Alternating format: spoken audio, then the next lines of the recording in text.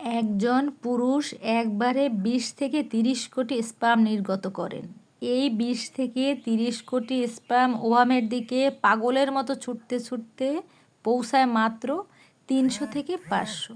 আর বাকিরা এই ছুটে চলার দৌড়ে ক্লান্ত, শ্রান্ত অথবা পরাজিত হয়ে মারা যায়, বিলীন হয়ে যায়। এই ৩ থেকে ৫০০ স্পাম যেগুলো ডিম্বাণুর কাছে যেতে পেরেছে, তাদের মধ্যে মাত্র একটি স্পাম ডিম্বাণুকে ফার্টিলাইজ করে। সেই ভাগ্যবান স্পামটি হচ্ছেন আপনি কিংবা আমি।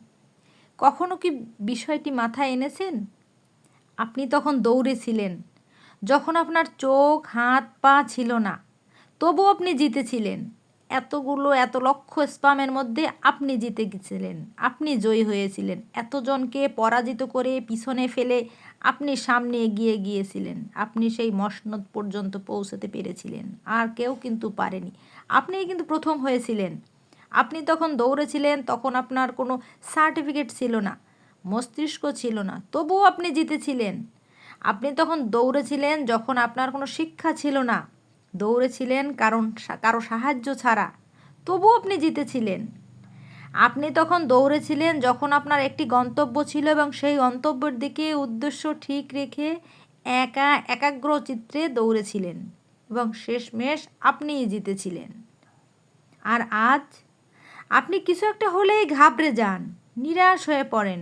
কিন্তু কেন আপনি আত্মবিশ্বাস হারিয়ে ফেলেছেন?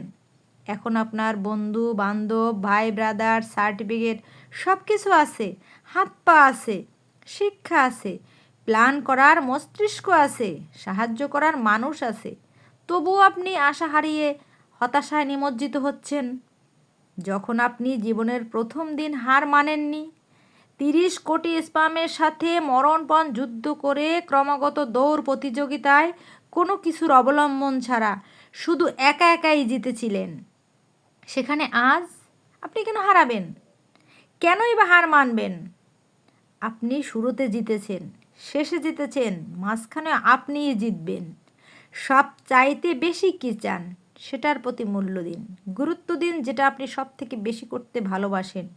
বিরামহীন লেগে থাকুন, আপনি জিতবেন। কারণ আপনার জন্ম সৃষ্টির লগ্নেই। এগিয়ে চলুন। যেমন প্রথম দিন আপনি সবাইকে পিছনে ফেলে সামনে এগিয়ে চলেছেন, কাউকে আপনার সামনে উঠতে দেননি, তেমনিভাবে জীবন যুদ্ধেও আপনি পরাজিত হবেন না।